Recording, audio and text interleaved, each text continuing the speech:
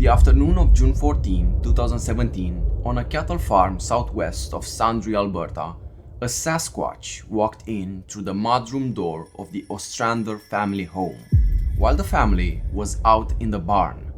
And by the time anyone understood what had happened, the youngest of them was gone, and the house was a place the family would never sleep in again. The girl's name was Marnie Ostrander. She was 9 years old. Her parents were Kel Ostrander, 41, who ran the operation, and Renata Ostrander, 38, a rural nurse who drove into Sundra 3 days a week. They had held that quarter section for 2 generations, 400 acres of pasture backing onto crown timber, and the dark spruce that runs unbroken from there up into the foothills. It was, by every account, a good place to raise a child. Kel's father had broken the land and Kel had grown up on it, and the plan, insofar as anyone on a farm has a plan, was that Marnie would grow up on it too. The nearest neighbor was half a mile off. The school bus came to the end of the drive. The back of the property gave onto crown land that no one logged and no one hunted much. A wall of old spruce that went back and up into country a person could walk into for 3 days and not come out the other side of. And the Ostranders had lived their whole lives with that wilderness at their backs, and had never once thought of it as anything but scenery. What follows is drawn from the statement Kel Ostrander gave to the Sundry RCMP detachment, from a records request that came back with 2 pages withheld, and from what Renata told her sister in the weeks after, before the family stopped talking about it at all. This is their account, told as plainly as it can be told. For most of that spring, the thing came only to the window. It started in April. Renata was the first to see it, standing at the kitchen sink one afternoon. And she said later that her first feeling was not fear. It was confusion.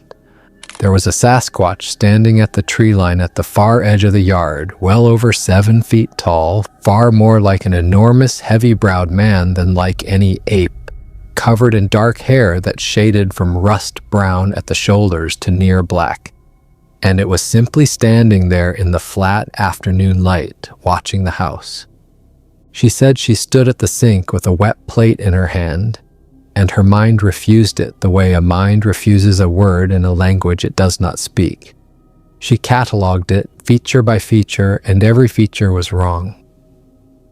It was too tall to be a man, and too upright and heavy-shouldered to be a bear, and too still to be either. It had a face. She could see, even across the yard, that it had a broad, flat face and a heavy brow, and that it was pointed at the house, at the row of windows, and that it was not grazing or foraging or doing any of the things an animal does with its time. It was watching. And she put the plate down very carefully because some animal part of her did not want to make a sudden movement, and she called for her husband. She called Kel in from the yard. By the time he came, it had gone back into the trees. He did not believe her exactly. He believed she had seen something. He went out and walked the tree line and found nothing he could name, and he let it go. It came back 4 days later, and after that it came often, always in daylight, always to the same edge of the yard, always to watch.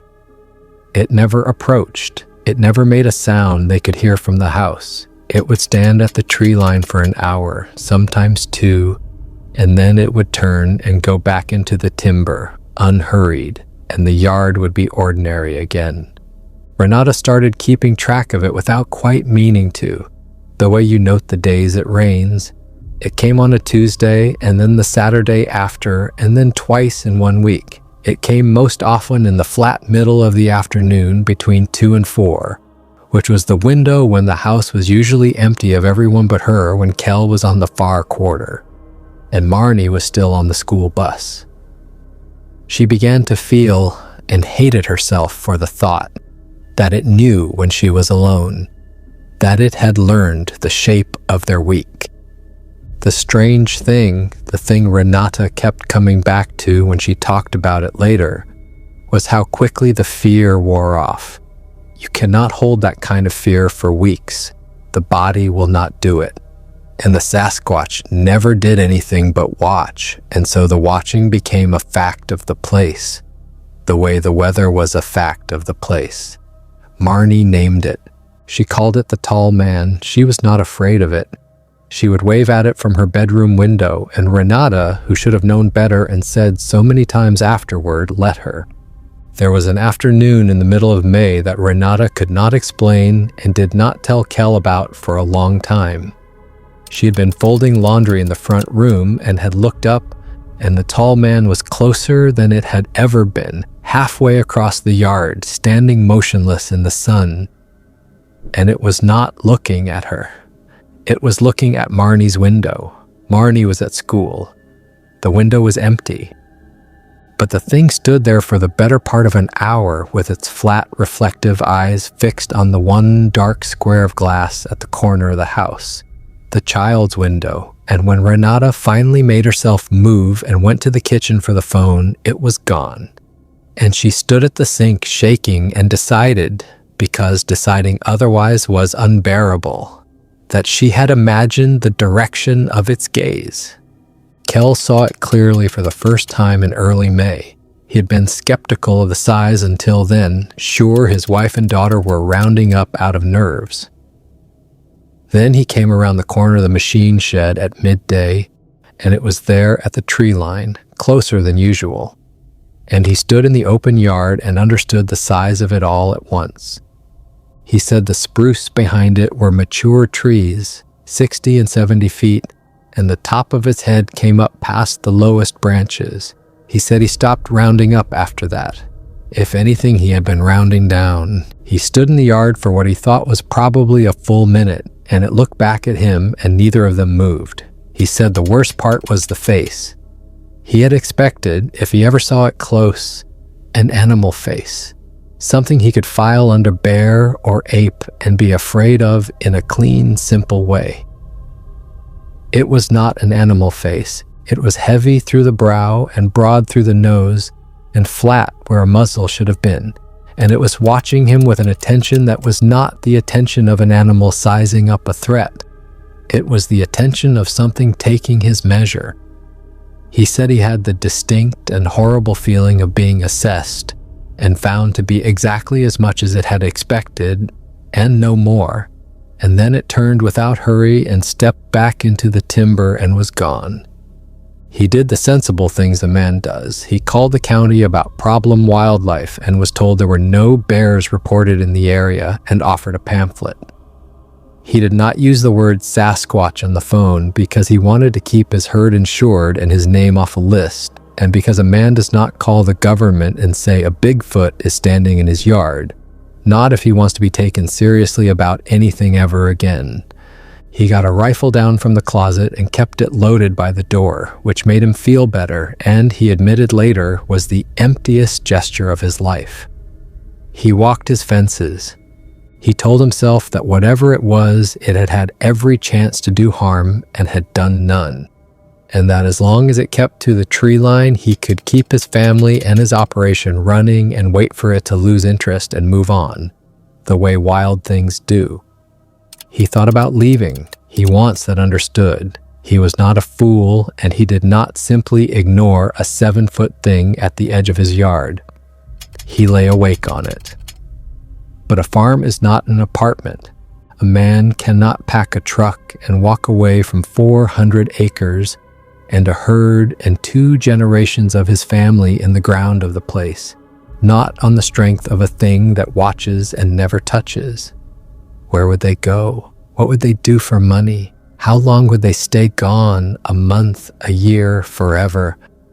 On the say-so of a creature that had never once come near the buildings. And every day the thing kept its distance was another day that the leaving looked more like panic and less like sense.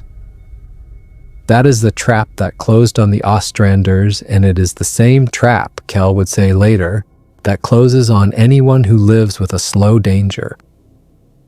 It is not that you fail to see it, it is that it never does the one thing that would make you act. Right up until the afternoon, it does all of it at once. And walking his fences, he started to find the small wrong things. The dog would not go to the back of the property anymore. Boone was a good cattle dog, 4 years old, afraid of nothing, and Boone began pressing flat against Kel's leg whenever they got within sight of the tree line.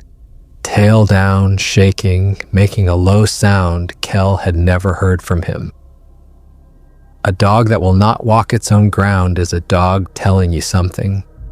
Kel heard it. He didn't know what to do with it.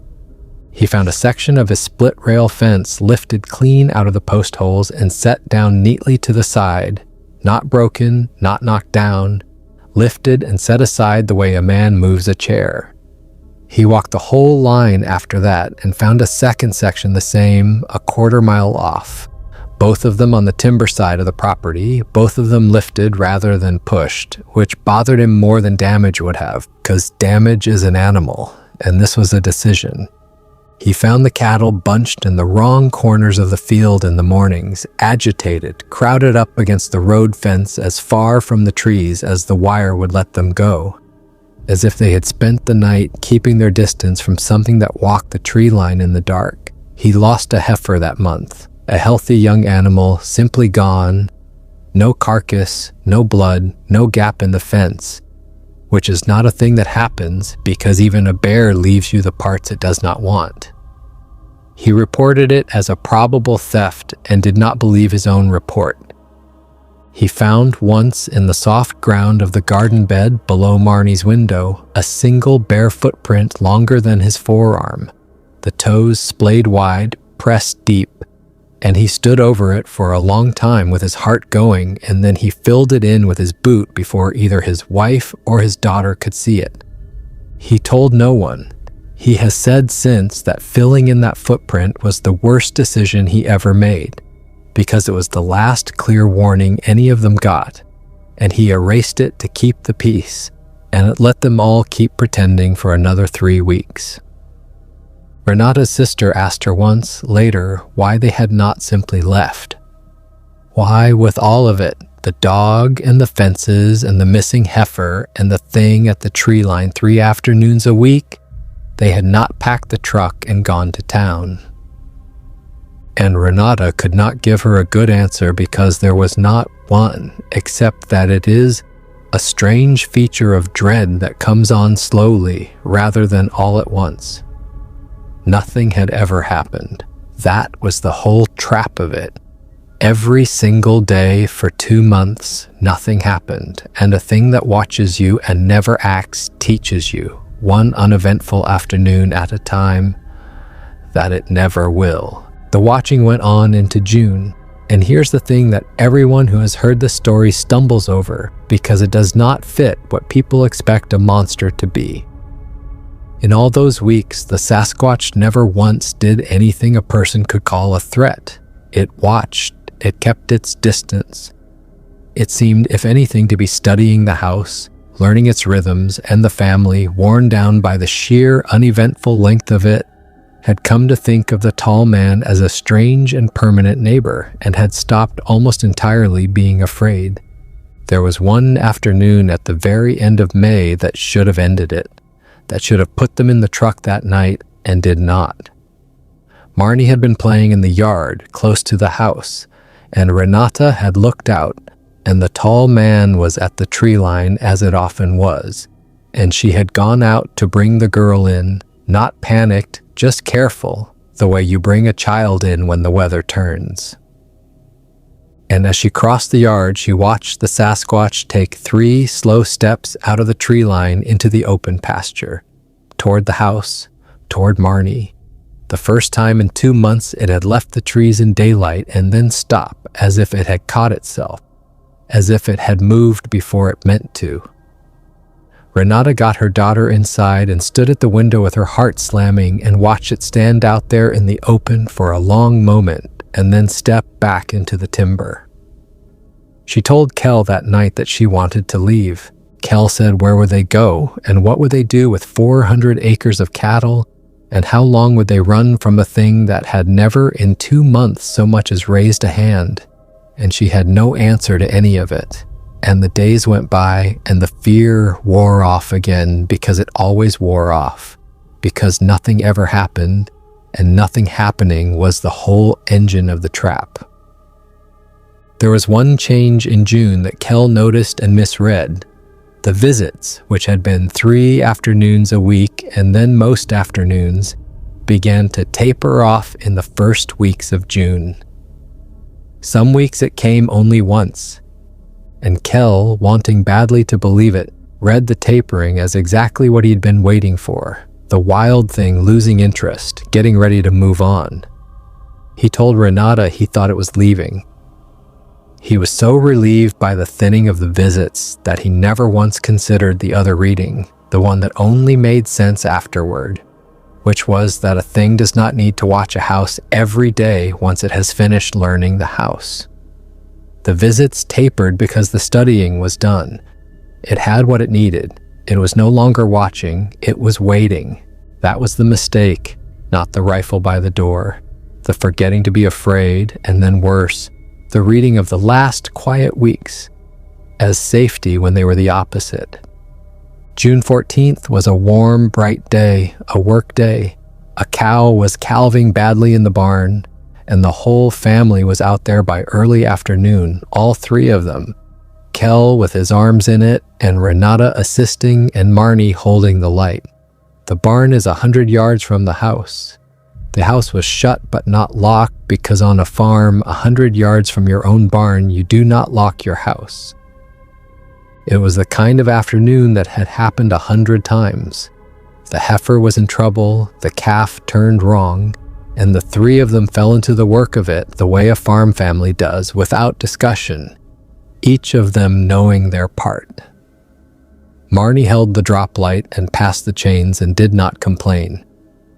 Renata said afterward that those 40 minutes were the last ordinary time of her life, and that she did not know it, that she was thinking about nothing but the calf, that the tall man had not crossed her mind once because the tall man belonged to the tree line and the middle distance and the flat afternoons. And this was the barn, and the barn was theirs, and it had never once come near the buildings in 2 months of watching. That was the thing they had all learned wrong. They had learned that it kept its distance. They had not understood that keeping its distance was the study, and that a thing studies a house until it knows the one afternoon the house will be empty and the family will be 100 yards away with their hands full and their attention nailed to a dying calf. It had waited for a day exactly like this one. It may have waited 2 months for a day exactly like this one. They were in the barn for perhaps 40 minutes.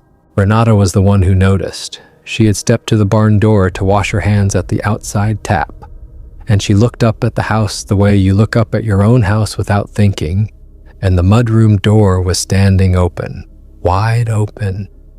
And she knew, the way she said, you know a thing in the center of your body before your mind will accept it, that it had not been open when they came out. She stood there with the water running over her hands and a cold going up through her that had nothing to do with the tap. And she said Marnie's name once, quietly, a question, and Marnie was not beside her. Marnie had slipped back to the house 10 minutes earlier. Nobody had marked it. A 9-year-old gets bored at the tail of a long calving and wanders off to the house for a glass of water, and no one counts the minutes, because it is 100 yards across your own yard in the middle of the day. That is all it was. She had gone to get a drink. Renata called to Kel. They both looked, and while they looked, standing frozen at the barn door 100 yards off, they saw the mudroom door move, and something came out of their house. Kel would only ever describe it in pieces. He said it came out low, bent to clear the door frame, which meant it had gone in bent too, folded itself through a doorway built for men. He said it straightened up in the yard to its full height in the daylight, and it was the tall man, and it was carrying something against its chest with one arm, the way you carry a child, and that the something was not moving, and that he started running and screaming across 100 yards of open ground, knowing before he had taken 3 steps that he was already too late. He was a fit man in his 40s, and he ran that 100 yards faster than he had run anything in his life, and it was not close. By the time he reached the yard, it was gone into the timber. There was no crashing, no sound of a large thing breaking through brush. It went into the spruce, and the spruce closed, and the yard was quiet and bright and ordinary, and Marnie was not in the house. She was not in the house. They tore the house apart, and she was not in it, and she was not in the barn, and she was not anywhere on 400 acres that 400 people would search over the next 11 days, and the RCMP came, and the search and rescue came, and the dogs came, and the dogs would not take the trail. That is in the record. The tracking dogs were brought to the tree line where the thing had gone in, and they would not follow. They circled and sat and would not go into the timber, all of them, the same as Boone. The search was as thorough as any the district had run. They brought in a helicopter with a thermal camera and flew grids over the timber for 3 days. They brought in ground teams from 2 neighboring counties. They dragged the dugout and the creek. They put Kel and Renata through the interviews that the parents of a missing child are always put through. The separate rooms, the same questions circled back on from new angles. Because in the first days, the most likely explanation for a missing 9-year-old is a family member. And the RCMP would not have been doing their jobs if they had not looked hard at the 2 of them first. Kel understood that even at the time and did not resent it. What he resented later was the moment the interview stopped, because the moment the interview stopped was the moment the investigators quietly ran out of any explanation they were allowed to write down. What the searchers found is the part that no one has ever explained, and it is the part that turned a missing child case into something the RCMP file handles at a careful arm's length. They found the mudroom door. The frame at the top was splintered and pushed inward from a height no man could reach, as if something very tall had shouldered through without breaking stride. Inside, across the kitchen floor and down the hall, there were bare footprints in the day's dust and dirt, enormous, splayed, unmistakably not human, and not any animal the searchers could name, leading in from the mudroom into the house and back out. They led to Marnie's room and back. Whatever came in had gone straight to the child's room, as if it knew the house, as if all those weeks of watching had been the learning of exactly this. It had not gone to the kitchen. It had not gone to the master bedroom. It had crossed the whole house in a straight line to the one room that mattered, and it had come back out the way it went in. And below Marnie's window, in the soft garden bed, and below the mudroom door, in the churned dirt of the yard, in the places where a thing of that size and weight should have sunk prints a hand deep, there was nothing. The ground directly outside was smooth, undisturbed. A creature had left tracks the whole length of the house on the inside, and had crossed 100 yards of open yard to the tree line, and had left no track at all on the ground between. The forensic identification officer measured the interior prints, cast 2 of them, noted the total absence of corresponding exterior prints, and offered no explanation, and there the matter of the tracks rests to this day. One of the searchers, a volunteer who had grown up on the plateau of the foothills, said quietly to another that the ground had been walked on from the inside out, which made no sense as a sentence and which everyone who heard it understood exactly, and no one wrote it down. The rifle was still loaded by the door. It had not been touched. Whatever the family had prepared for, this had not been the shape of it. There is one more detail in the file that Kel learned about secondhand and that the family has never been able to let go of. The 2 casts the identification officer took of the interior prints were sent away quietly to someone the RCMP consulted on tracks, a specialist, the kind of person a detachment calls when it has something it cannot name and does not want on the record. Word came back informally through the officer who had been kind to them that the specialist could not match the casts to any known animal, that the weight distribution and the length of the stride were consistent with a bipedal creature far heavier and taller than a man, and that the specialist had asked carefully where exactly the casts had been taken and whether there had been any others. And then the specialist stopped returning calls and the casts were logged into evidence, and that avenue simply ended, the way avenues end when they lead somewhere no institution is prepared to go. The 2 withheld pages of the records request, the family has always believed, are about the cast. They have never been able to confirm it. That is rather the point of withheld pages. Renata's account of the days after is short, because she did not say much and because what she said her sister has mostly kept. She said the searchers were kind and the search was thorough and the county sent grief people, and none of it touched the actual thing, which was that her daughter had been carried out of her own house in the middle of a bright afternoon by something that had watched them patiently for 2 months and had chosen its moment, and that the world had no box to put that in. The RCMP file lists Marnie Ostrander as a missing person. It does not list a cause. 2 pages of the records request came back withheld under an exemption for information that could reveal investigative technique, and the family was never told what was on them. She said the hardest part was not the 11 days of searching. The hardest part was the day the search ended.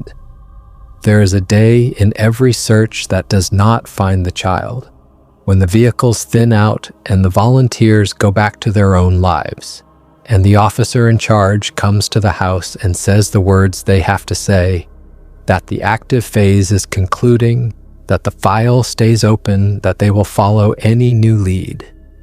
Renata said she had known it was coming and had still not been ready for the quiet that came down over the farm when the last of them left.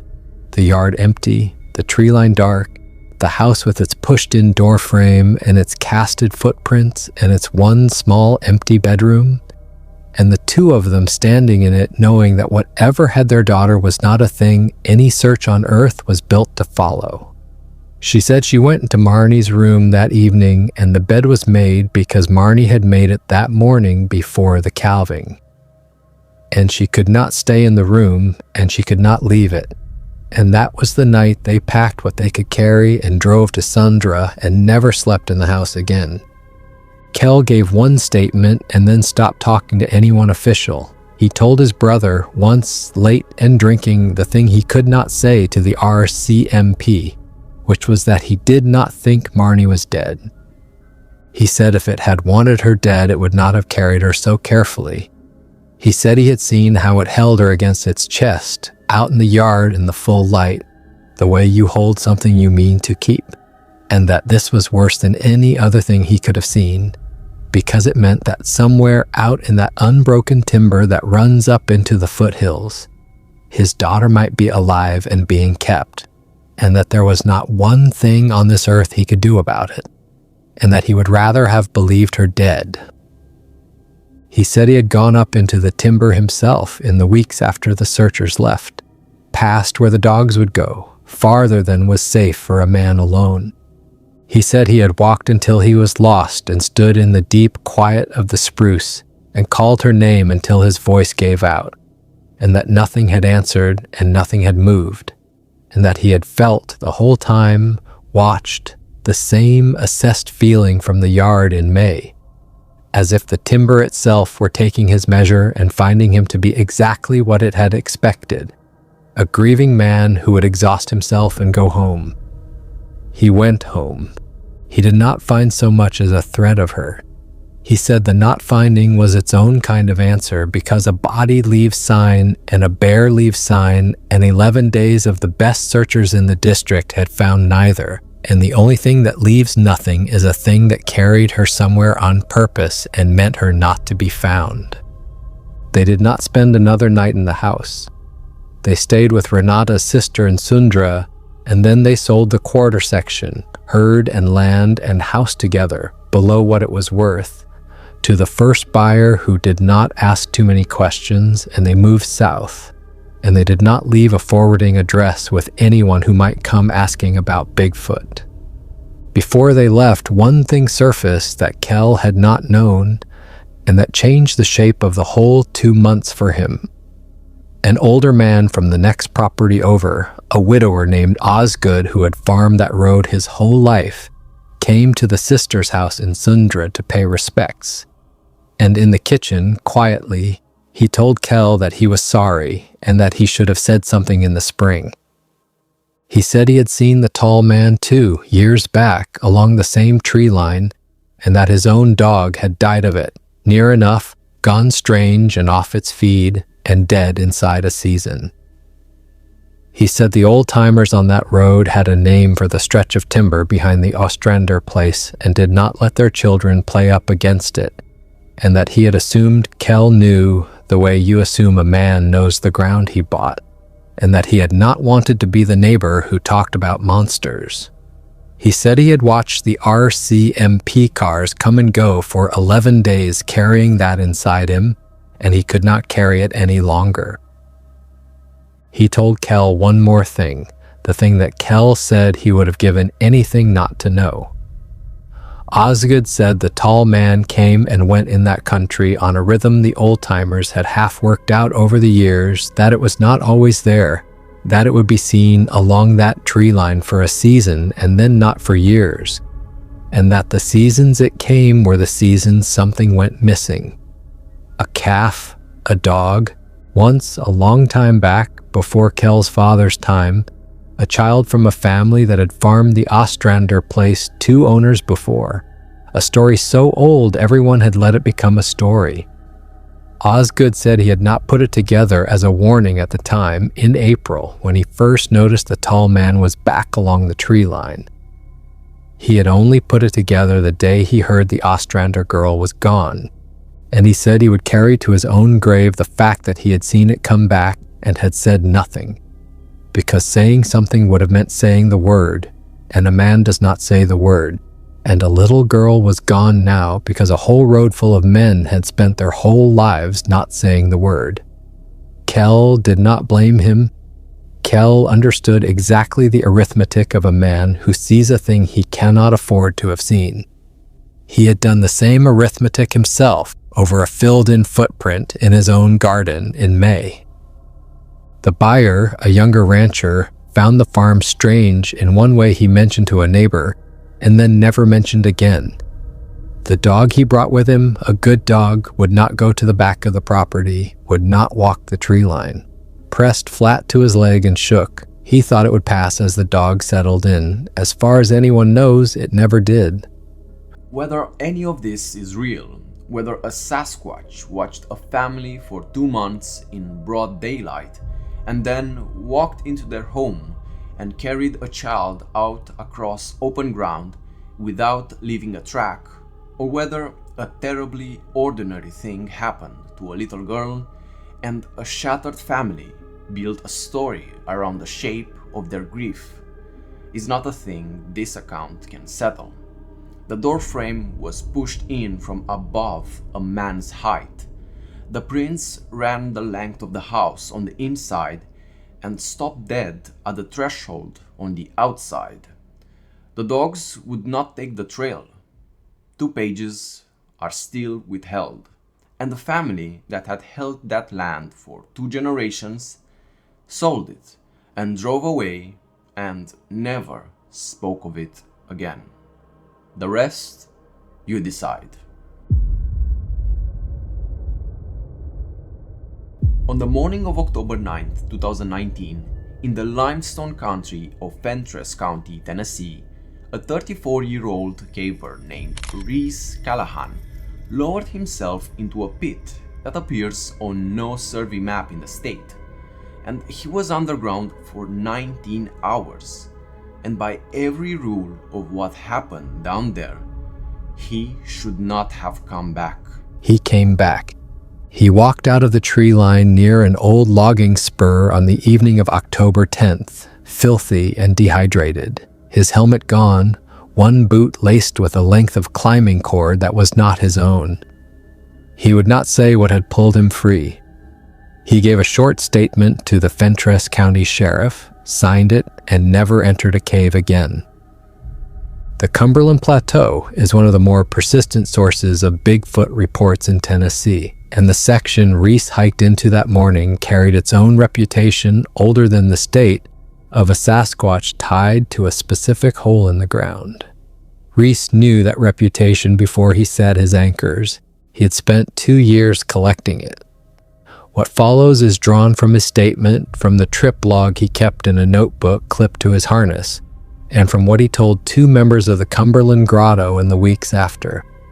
The notebook stops mid-sentence at a depth past 400 feet. The rest is what he said out loud once. He was not a thrill seeker, and he insisted on that first. He had caved for 11 years. He was a certified vertical rope technician, and he had done recovery work for the grotto, which meant he was one of the people they called when someone else did something stupid and did not come back. He had carried 2 of them out. He knew exactly how people die underground. And he went down into that pit alone and on purpose, because of the stories, because after 2 years he could no longer make the stories mean nothing. It began with an old timberman named Elton Pruitt, who told him about a deep sink out past the Wolf River headwaters and told him to leave it be. Elton's crew had worked that ridge in 1961, and one of his men had gone missing off the line for most of a day and had come back changed and quiet, saying something had walked him out of a hole in the ground. The man described it. He said it stood like a person but was not one, covered in dark hair, with hair on the top of its head that was red like clay. He quit the crew within a week and moved to Chattanooga and would not come back up on the plateau for any money. Reese filed it away. Then, months later, a farm woman named Delphine Sexton told him her dogs would not go up the back of her property toward a sink her grandfather had called the Throat, and that her grandfather had seen a Sasquatch there once when he was young, a big thing with reddish hair on its crown that had stood between him and the edge and would not let him past, and that he had always believed it kept him from falling in. 2 people who had never met, 2 counties apart, the same red on the same head near the same kind of hole. After that, Reese asked on purpose, never saying what he was looking for, and the answers kept circling back. A hunter named Cyrus Boatwright had watched something upright at the mouth of a sink at dusk, and left his stand and never hunted that ridge again, and his good coonhound, a dog that would tree a bear, had gone flat and silent and shaking against his leg, which Cyrus said was the part that convinced him, because a dog that will not bark at a thing that sighs is a dog telling you something you had better hear. A retired county surveyor named Hollis Vance had run a line across that section in 1978, and his transit had failed at the rim. Readings that would not hold, the whole parcel marked unsurveyable. And he said his hard, practical crew chief had stood at the edge, listening to the sink breathe, air moving slow in and out of it, and had called the day off in a voice Hollis never heard him use before or since.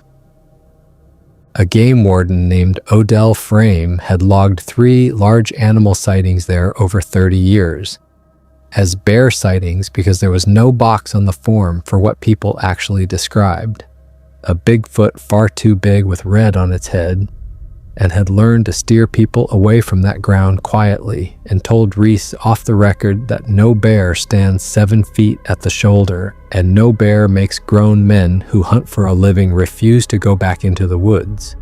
He told him too about 2 teenagers who had camped at the rim on a dare in the 2000s and had something walk the perimeter of their firelight for most of an hour, heavy and slow and patient, knocking on the trees, one side and then another, and who had come out at dawn saying not that they had seen it, but that they had heard it deciding about them. A preacher named Amos Whitfield had buried a young ginseng digger from that section over an empty box. The man's mattock and sack of roots found set down deep at the base of a tree, the way a man sets his things when he means to come right back, and the man himself never found. And the preacher had done the service over an empty box and could not answer the mother when she asked at the graveside whether her son was down in that hole. Ginseng brothers named Tull would not dig there because the digging did not stay dug, holes filled back in overnight and the plants taken whole, root and all, which no animal does and no thief does. And the older brother said the mountain had a keeper, and the keeper did not like a shovel. A woman named Verna Kettleman had her father's private Forest Service notebook, 3 encounters near the same sink, written up in a careful government hand across a decade, each ending with the same underlined margin note: "Do not send men into the sinkhole." And a serious Kentucky caver named Pruitt Langley had rigged the sink years earlier, gone down, come up after an hour, de-rigged, driven home, and never gone back. And when Reese pressed him for a caver's reasons, bad air or loose rock or a gear failure he could name, Langley gave him none of those. He said the airflow was wrong and the quiet was wrong, and that 300 feet down he had felt with total certainty that he was being allowed to descend, and that the permission could be withdrawn, and that no discovery was worth being that far down in a place that was deciding whether to let him leave. Reese heard all of it, and underneath the fear he heard something else, the thing that actually moved him. He heard a dozen people across 60 years, none of whom knew each other, describing an unmapped vertical cave system in a specific place.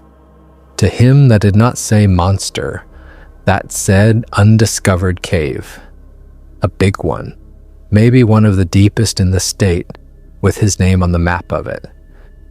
He had read enough by then to know the shape of the pattern, the way the researcher David Paulides had cataloged people vanishing in wild country near boulder fields and water and the mouths of caves under circumstances that never added up. But Reese split every account into 2 piles in his head. The geology went in the pile marked real. The Sasquatch went in the pile marked folklore. He never let himself notice that the same person in the same breath was his source for both piles. There had been one more source, and it was the one he should have listened to hardest and understood least. Through a friend of a friend, he had been introduced to an elder from a community with deep roots on the plateau, whose people had lived on and around that land long before any timber company drew a line on it, and who asked that his name not be used. The elder did not tell him a monster story. That was what struck Reese. Everyone else had a jolt, a scare. The elder talked about the ground itself. He said there were places on the plateau his people had always known to leave alone. Not out of fear exactly, but out of the respect you give a thing older than you. And that the sink out past the Wolf River was one of them. A place his people did not hunt and did not dig and did not go down into. And that this was not a rule anyone had to enforce because everyone simply understood it. Reese asked him if there was anything living there. The elder was quiet a while, and then he said there was one who stayed near it, one who had been known for a very long time, longer than a life, and that this one was not to be feared the way you fear a bear. He said the old people held that this one had more than once brought a lost person back up out of the dark. He said it was known by the red on its head. And when Reese asked how one animal could be known across that many years, the elder looked at him a long moment and said he was asking the wrong question, that the question already assumed the answer he wanted, which was that it was an animal with a normal life and death, and that his people did not think of the one at the sink that way, and that whether it was one or many was exactly the kind of thing an outsider needed to decide and got hurt deciding. And then the elder said the thing Reese did not understand until he was 400 feet down with his light dying. He said the one with the red on its head does not guard the people from the sink. It guards the sink from the people. And that the two are not the same thing, and that a man who cannot tell the difference should stay home. Reese thanked him, and he filed the guardian part under folklore, the way he filed everything that was not rock, and he kept the cave. That is how a careful man talks himself into a hole in the ground, one reasonable step at a time. He spent most of a year finding it, working old timber plats and topographic maps and walking, looking for the closed contour rings that mean the ground drops and does not come back up. He found them out past the Wolf River headwaters, exactly where Elton Pruitt had told him not to go. The sink was bigger than any he had worked on the plateau, 40 feet across, rimmed with wet limestone and hanging roots. And when he dropped a rock, it fell a long time before it hit. He did not go down the first day. He surveyed the rim, set anchors, checked the rock, noted the strong cold airflow of a big system below. And he noticed the things he chose not to weigh. The animal trails all bent away from the sink rather than toward it, which is backwards because animals use sinks for water and shelter. There was no scat and no track within 100 feet of the rim, a dead zone, and several of the hanging roots at the edge had been snapped off clean at about 8 feet up, higher than a deer could reach. He wrote it all under observations and let none of it mean anything. He told the grotto he was scouting a new lead. He did not tell them where because some part of him knew they would say what Elton Pruitt had said, and he did not want to be talked out of it. He rigged in a little after 9 on the morning of October 9th, and he remembered thinking it was a beautiful day to make history. The first drop was 90 feet, free hanging, and he came off the rope onto a breakdown floor of car-sized blocks and knew at once the stories had been right about one thing. This was a major system, 2 passages leading off big enough to drive a truck through. He surveyed as he went, sketching in his notebook, setting small cairns at the junctions so he could find his way back. His notes from that stretch read like a happy man who thinks he has all the time in the world.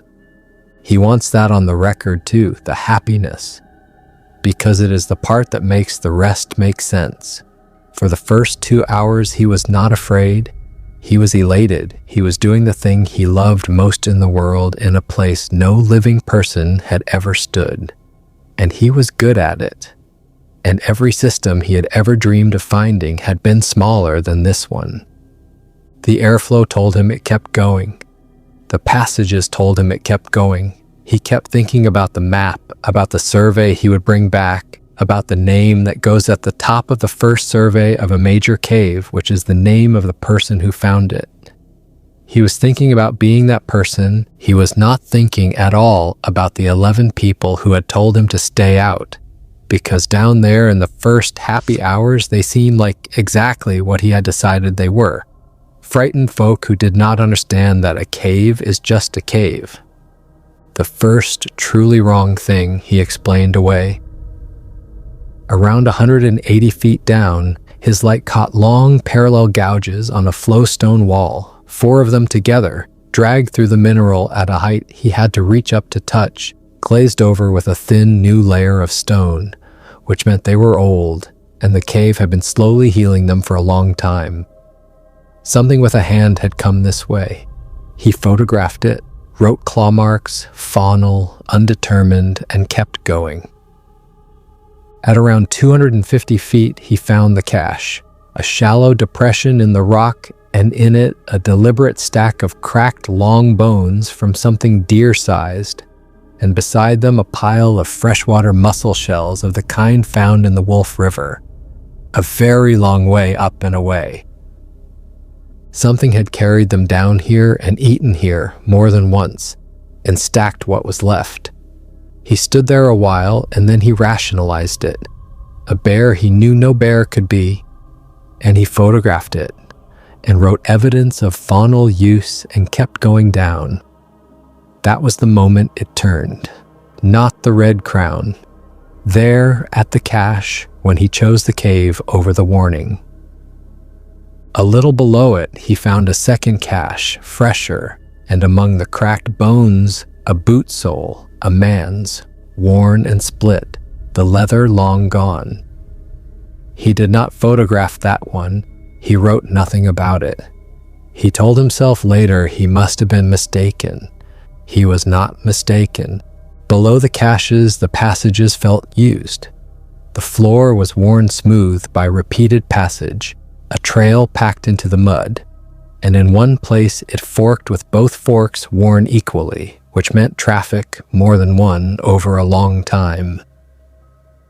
On a stretch of soft mud he found the prints, bare and long and deep, the toes splayed, the whole shape wrong in the way a thing is wrong when it is almost human. And beside the big ones, smaller ones, child-sized, walking the same trail in the same direction. Not one Sasquatch, a family of them, adults and young, using this route like a hallway. He crouched over those prints and understood he had climbed down into somebody's home. A little farther on, there was a wall that stopped him cold, and he has never told the full of it, because he does not have the words to make it sound like anything but a lie. There were marks on a stretch of flowstone, made marks, ordered. Not writing, he would not say writing because it was not letters. But it was arranged, lines and clusters scratched and pressed into the mineral over what must have been a very long time, some old and glazed over and some fresh, grouped in ways that were not random, that had the feel of a thing added to across generations, the way a door frame in an old house carries the pencil marks of children measured year on year. Whatever made the prints did not just den here and eat here, it marked this cave. It kept something here that mattered to it enough to come back to and add to. He stood in front of that wall a long time, and his hands would not lift the camera, and he told himself he would come back for it with the club and proper light, and he never saw it again. And he thinks about that wall more than almost anything except the boot sole and the man it had belonged to. He heard the first sound at around 350 feet, a long, low knock, stone on stone, 3 times, spaced and deliberate. In 11 years underground, he had heard every sound a cave could make, and this was none of them. This was made. He stood in the dark with his light off, which he had turned off without deciding to, and after a long time, it came again from another direction, 3 knocks, and then from a third direction, an answer, 3 knocks, more than one. And they were talking. A smart man turns around then. Reese knew it in words standing there. There was a major unmapped system, and there was something living in it, more than one, coordinating by sound across distance in the dark. The professional move was to climb his line to the rope and get out and come back with a club and numbers. He knew that. And his first clear thought after the fear was that this was the discovery of the century, and he needed to document it. He turned his light back on and went down toward the sound. That is the last entry in his notebook. Movement below, multiple, vocalizing by percussion, descending to observe. The pen line trails off the page. He came around a corner of flowstone into a chamber the size of a church, and his light found the first one. He never claimed to see it clearly. He had a failing beam and half a second of nerve. It stood at the far edge where the floor dropped away, huge, well over 7 feet, covered in dark hair that drank the light. It was not an ape. The shoulders were wrong, and the face, what he saw of it, was flatter, heavier through the brow, more like the oldest and worst idea of a man. It had been watching him come. Then it moved, gone off the far edge into the drop faster than a thing that size should move and without a sound, and his light found only stone. He ran. You do not run in a cave. and never in an unmapped one at that depth with a single light. But he ran, and in his panic he did not read his own cairns, and he took a passage that was not the one he had come down. He came to a raw pitch he had never rigged and understood he was off his line and did not know by how much. He made himself stop. He turned off his light to save it and sat and tried to think like the recovery tech he was. Retrace. Go slow. The cave is neutral. But the cave was not neutral because he was not alone in it. He heard them moving while he sat, the knocking now above him between him and the surface, and soft, heavy movement in the passages around him, unhurried, patient. He tried to climb out every time they were there first. The first time he made 100 feet up a bedding plane before the knocking started directly above, and something large settled into the passage at the top and simply waited, breathing, and he backed down. He tried a side passage that trended up, and a shape came into it ahead of him and stood, and he turned back rather than reach it. He found a chimney with real surface air pouring down it and got 40 feet up, close enough to think he could smell leaves, before something above knocked once and sent a deliberate shower of gravel down onto his face, and he climbed back down, shaking so hard he nearly fell. And he said he had never in his life been so tired as he was at the bottom of that chimney, having spent the last real strength he had climbing toward an exit that was never going to be allowed. He tried waiting them out. He wedged himself into a side crack and turned his light off and sat dead still for what must have been hours, breathing slow, thinking that if he made no sound and showed no light, they would lose track of him and drift off and leave a gap he could climb through. And he heard one of them come and stand at the mouth of the crack. It did not reach in. It did not make a sound. It simply stood there in the dark, close enough that he could smell it, letting him know that it knew exactly where he was, that the dark was theirs and not his, that hiding was one more thing they would outlast, and after a while it walked away, unhurried. And he understood there was no gap, and there was never going to be a gap. They never chased him. That was the thing he could not get his mind around. They never once chased.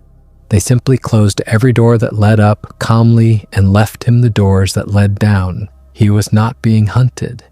He was being managed, herded down and in, away from the surface, while the dark and the cold and his failing light did the work. The patience of it told him they had done this before. The boot sole told him they had done this before. He thought about the young ginseng digger and the empty box, and about Elton Pruitt's man who had come back changed, and about every account he had split into two piles. And he understood 400 feet down with his light going amber that the folklore pile and the geology pile had always been the same pile, and that he had been the only person in 60 years arrogant enough to need them separated. His water ran out, his light finally died, and he sat in a dark so complete he could not tell if his eyes were open, and he did the thing you do at the end, which is stop trying and wait to see how it comes. He thought about Elton Pruitt's man who quit the crew. He thought about the boot sole. He thought with a flat clarity that a dozen people over 60 years had told him exactly what this place was, and he had heard every word and understood none of it. That is when the red-crowned one found him. He heard it come, different from the others, heavier and slower, and coming down toward him from below, from deeper in, not from the surface side where the others held their line. He thought in a strange calm that this was the one they had herded him down to, and that the elder had been right about everything except the mercy. It stopped in front of him. He felt its heat and smelled it, deep animal musk and wet stone, and then it made a sound low in its chest, not a threat, almost the sound you make to a spooked horse. And then a light, not his, a dim green glow, a cracked chemical glow stick of the kind cavers leave at junctions, held out toward him in a hand that was not a hand, so that he could see, because it understood that he could not see in the dark, and it could. Somewhere it had taken that from a caver and kept it and knew what it was for. In that sick green light, he saw it for the only clear moment of the whole ordeal. The dark hair, the heavy human wrong face, a torn notch in the left ear, and on the crown of its head, catching the green glow, a crown of hair the color of red clay. It looked at him. Then it turned and went back the way it had come, deeper in, and stopped and looked back, and he understood he was meant to follow. He followed it down to go up. That is the part no one believes, and the part he was most sure of. It did not lead him toward the surface. It led him deeper first, down through the drop it had come up, into passages he had never seen, every part of his training screaming that down is death, and he followed because he had nothing left, and because there had been something in the flat, dark eyes that was not the eyes of an animal. Twice the knocking started up close, and each time the red-crowned Sasquatch made that low sound in its chest, and the knocking stopped. They gave way to it. Whatever it was, the others gave way to it. Somewhere on the way up, they passed the others in the dark. He did not see them. He felt the heat and smell of more than one of them close on either side of a narrow place, and felt the red-crowned one tighten its arm across him and hold its low sound steady, the way a man walks steady through a room full of dogs that are his and not yours. Nothing touched him, but he had never been so certain that something wanted to, and that the only reason it did not was the one walking him through. On a ledge above a drop he could not see the bottom of, the glow stick died, and they were both in full dark, and a hand closed all the way around his upper arm and did not crush it, and held him to the wall until he stopped shaking, then moved him forward one step at a time with a pressure so controlled that he understood the strength in it was beyond any scale he had, and that all of it was being spent on not hurting him. Somewhere on the way up, they passed the others in the dark. He did not see them. He felt the heat and the smell of more than one of them close on either side of a narrow place, and he felt the red-crowned one change as they went through, the arm across him tightening, and the low sound in its chest going lower and steadier, held, the way a man walks steady through a room full of dogs that are his and not yours.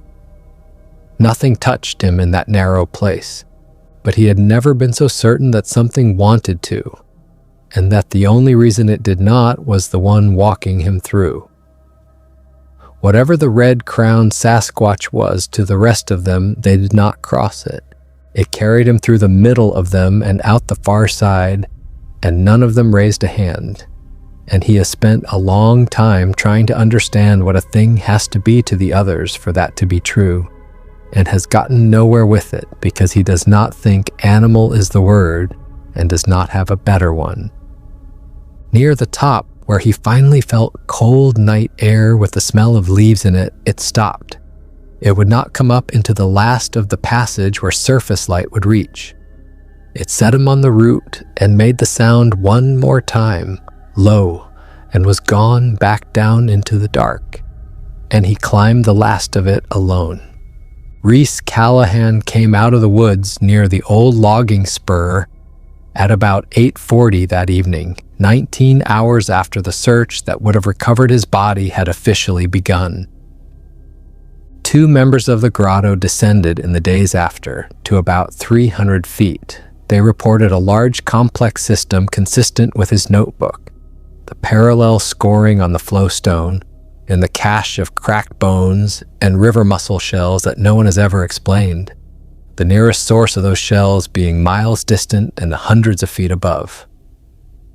They did not go deeper. Both reported that at roughly 300 feet, the airflow behaved in a way neither had met in decades underground, shifting against the surface weather. and that they were seized by an overwhelming and unaccountable conviction that they were not to continue, strong enough that both turned back by mutual agreement without discussing it. One wrote a single separate line at the bottom of his trip report. "We were not alone down there." He never elaborated and was never asked to. An attempt to formally register the system did not proceed. When a second expedition returned the following spring, they could not relocate the pit. The topographic features had, in the words of the report, apparently altered, and a section of the rim appeared to have collapsed inward, and after 2 days, the team went home. The sink out past the Wolf River is not, at present, on any map. Reese's helmet camera was recovered from his harness. The footage runs clean to about 350 feet and then degrades into bands and static, which the technician attributed to water damage. Though the housing was dry and sealed, the audio in the degraded section contains a repeated percussive knocking, 3 beats and a pause from more than one direction, and near the end a single low, sustained sound in a register that matched no animal in the technician's reference library and did not match Reese, and which Reese, when it was played for him once, asked them to shut off and never played again. The time is the detail no one has resolved.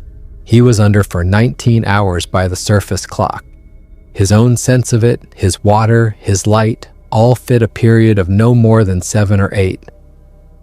Where the other 11 or 12 hours went is not a question anyone has answered, and not one he has ever been willing to discuss. When one of the 2 men he confided in pressed him on it, gently, he said only that time did not run the same at the bottom, and that he did not want to talk about the bottom, and they did not talk about the bottom again.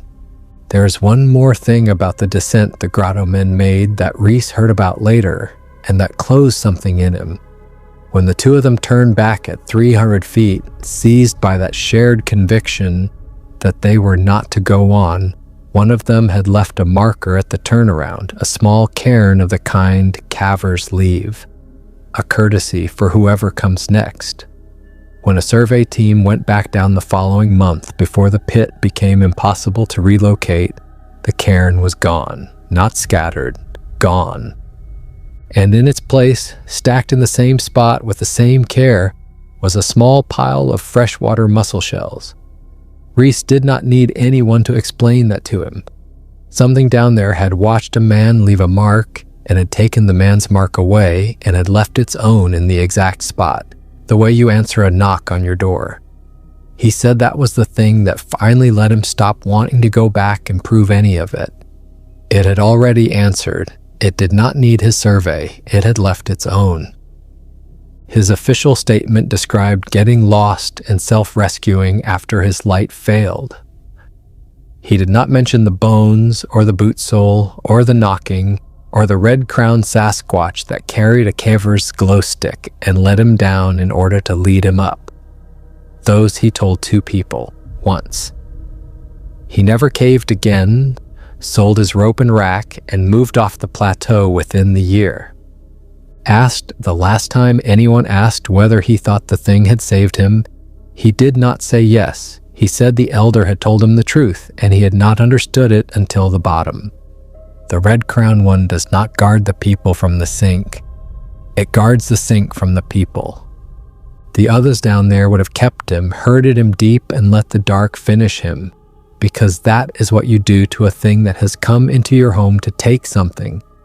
The red-crowned one had not come to save him.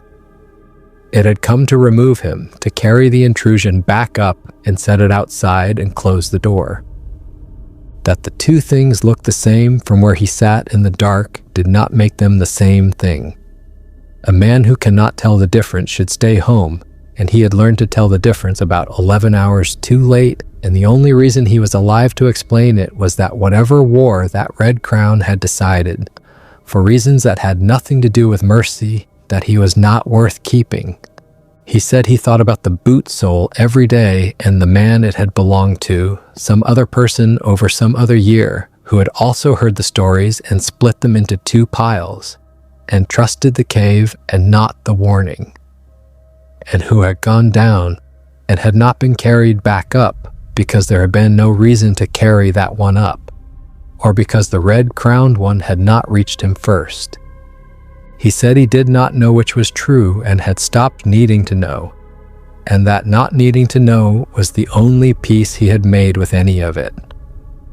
Whether there is an unmapped throat in the limestone out past the Wolf River with a family of Bigfoot at the bottom of it, and a single red-crowned Sasquatch older than any normal life-standing guard at its mouth, or whether a frightened man got lost in a cave and built a story to survive the memory of it, is not a thing this account can settle. The scoring is on the flowstone. The bones were photographed. The shells came from a river hundreds of feet above. The airflow turned against the weather. 2 experienced men turned back without knowing why. And one wrote that they were not alone. The pit is not on any map. And a man who spent 11 years learning that caves are neutral came out of that one certain it was not, and never went down again. The rest, you decide, whether real or fake. If you have a story from that part of the country, leave it below and I'll read it. I was Alex, thanks for watching, and I'll see you in the next one.